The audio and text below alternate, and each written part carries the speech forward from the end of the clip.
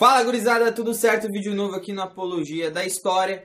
Dessa vez o nosso terceiro episódio do dossiê sobre a ascensão da extrema-direita fascista no Brasil. A gente já falou sobre as alt-right think tanks, a gente já falou sobre a Cambridge Analytica e hoje a gente vai estar falando sobre a pós-verdade do kayfabe.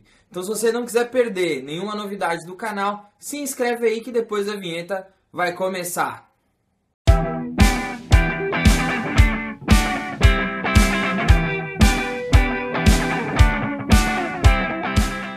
Pessoal, a pós-verdade do kayfabe reúne aí dois elementos. O primeiro é a pós-verdade, que é um conceito que está sendo amplamente discutido aí de uns 5 anos para cá e mais recentemente mesmo, com muita intensidade. Então ele tem várias definições, vários conceitos, o pessoal está discutindo isso bastante na comunicação, na filosofia, mas eu vou ficar com um conceito que me agrada mais. O conceito de pós-verdade que mais me agrada é aquele que vai dizer que descreve uma situação na qual, na hora de se criar ou modelar uma opinião pública, o que vai acontecer é que os fatos objetivos vão importar menos, vão influenciar menos do que as emoções e as crenças de cada um. Ou seja, não importa a verdade, entre aspas, aqui, mas a narrativa que se cria sobre aquilo que de fato aconteceu. E aqui é onde os pós-modernos vão me chamar de marxista e os marxistas vão me chamar de pós-moderno, porque é um grande embate filosófico aqui no qual eu vou me situando. O outro conceito que eu trago para associar esse é o de kayfabe. Bom, o que é o kayfabe? Kayfabe é um conceito que vem lá daquelas lutas encenadas nos Estados Unidos, aquelas lutas de WWE, aquelas... que é tipo o telecat de antigamente que se falava, que são aquelas lutas livres, mas que são encenadas, que tem personagens. E que são altamente, levam grandes públicos nos estádios, nos Estados Unidos e movem paixões para lá. O pessoal realmente parece ser apaixonado por essa modalidade de teatro, de esporte. Bom, o conceito de kayfabe é eventos encenados e narrativas pré-determinadas que são tratadas como verdade. Onde esses atores nunca vão deixar de atuar, ou seja, 24 horas estão encarnados num personagem.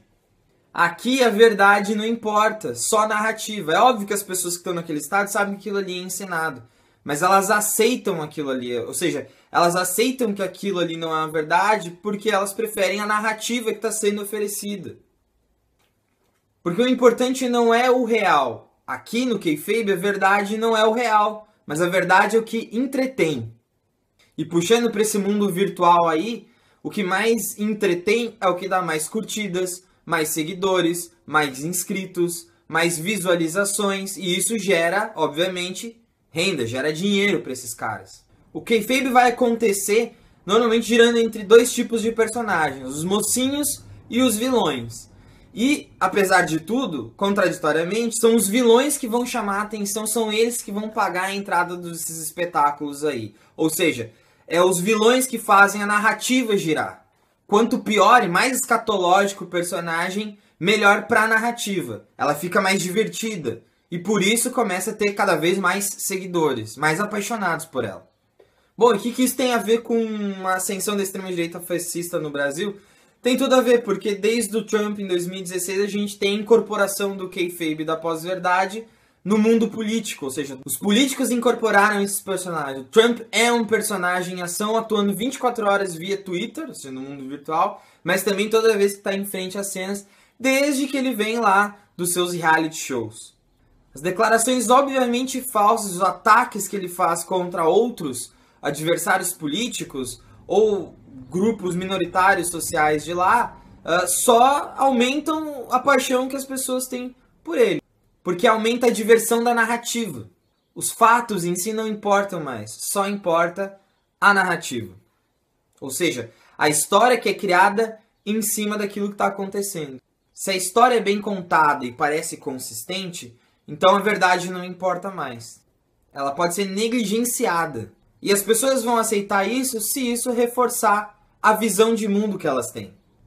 Bom, no Brasil isso vai cair como uma luva no processo político dos últimos anos. A gente vai ter a criação de uma narrativa que vai demonizar um lado do cenário político, que vai ser o PT, que vai ser o grande mal que dominou o Brasil, e o Lula, portanto, o grande vilão a ser combatido. Todo tipo de mentira, todo tipo de coisa que todo mundo sabe no fundo que é mentira, mas que torna a narrativa cada vez mais divertida, mais engraçada, vai ser usada para reforçar essa ideia de que existe um vilão a ser combatido aí. Só faltava o mocinho. Em 2014, o mocinho parecia ser o Aécio Neves, não deu certo. E agora, em 2018, apareceu um herói, um salvador da pátria, que iria nos salvar do comunismo, do petismo, e ia com certeza acabar de uma vez por todas com o perigo do Lula, que era ninguém mais, ninguém menos do que o Bolsonaro.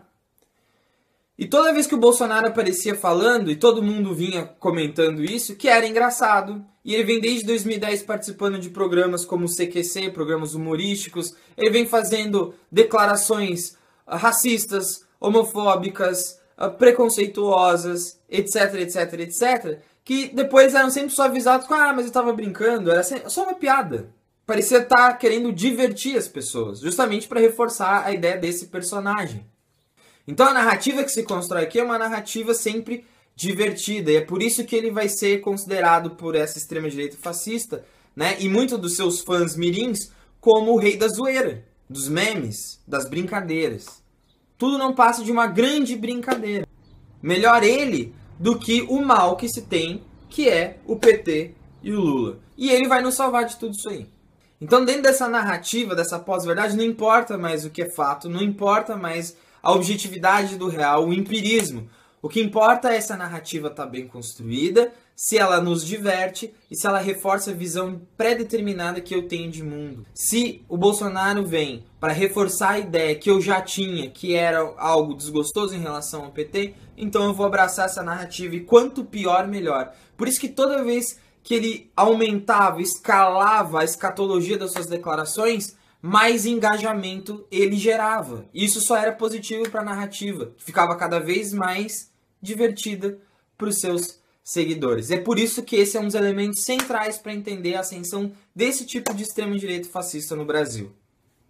Inclusive saiu agora, hoje ou ontem, um vídeo que mostrava alguém da campanha lá do Bolsonaro que estava interpretando ele e mandando esses áudios por WhatsApp, ou seja, de fato, Bolsonaro se tornou um personagem e através disso poderia ser propagandeado aí pelas redes sociais.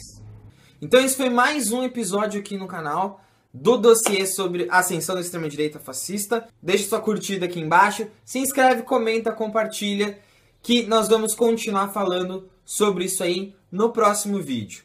Próximo vídeo a gente vai falar sobre firehosing de fake news, porque tudo isso só foi possível, só foi estimulado pela quantidade absurda de fake news que foram jogadas nessas eleições e nesse período recente aí, tá ok? Abraço!